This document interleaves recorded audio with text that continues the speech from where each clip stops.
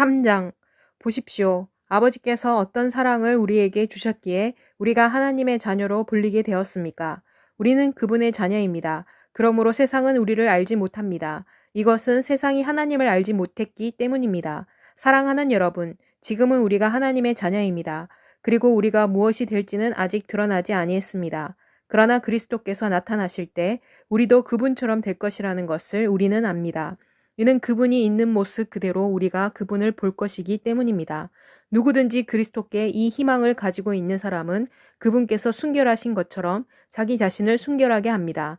누구든지 죄를 짓는 사람은 불법을 행하는 것입니다. 그리고 죄는 불법입니다. 그리고 여러분은 그분께서 죄를 가져가시기 위해 나타나신 것이라는 것을 알고 있습니다. 그분에게는 죄가 없습니다. 누구든지 그리스도 안에 머물러 있는 사람은 죄를 짓지 않습니다.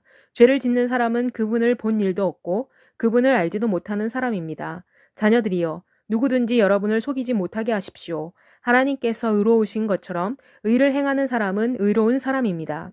죄를 짓는 사람은 마귀에 속하는 사람입니다. 이는 처음부터 마귀는 죄를 지어왔기 때문입니다. 바로 이 이유 때문에 하나님의 아들이 나타나셨으며 그분께서 마귀의 일을 멸하실 수 있었습니다. 누구든지 하나님에게서 태어난 사람은 죄를 짓지 않습니다. 이는 하나님의 씨가 그 사람 안에 남아있기 때문입니다. 그는 죄를 지을 수 없습니다. 이는 그가 하나님에게서 태어났기 때문입니다. 이렇게 하나님의 자녀와 마귀의 자녀는 드러납니다. 곧 의를 행하지 않는 사람은 하나님께 속하지 않습니다.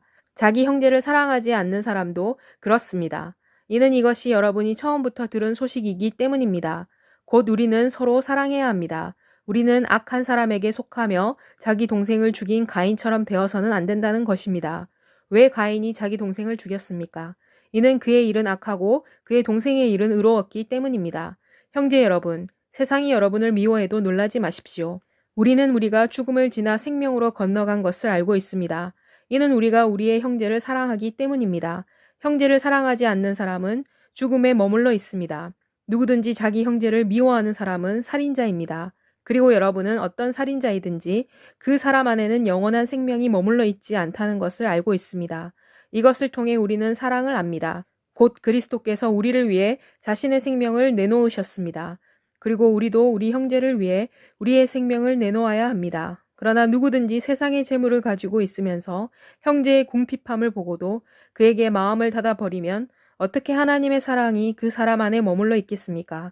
자녀 여러분, 우리가 말과 혀로만 사랑하지 말고 행동과 진리 안에서 사랑합시다. 이렇게 함으로써 우리는 우리가 진리에 속해 있다는 것을 알게 되며 그리고 우리가 그분 앞에서 우리의 마음을 확신시킬 수 있을 것입니다.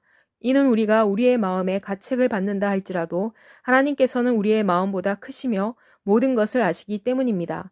사랑하는 여러분, 만일 우리가 우리의 마음에 가책을 받지 않으면 우리는 하나님을 향해 확신을 가지며 그리고 무엇이든지 우리가 구하는 것은 하나님으로부터 받습니다.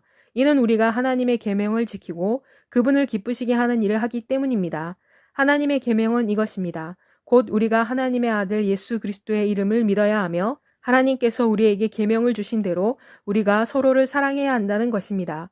하나님의 계명을 지키는 사람은 하나님 안에 머물고 하나님께서 그 사람 안에 머무십니다.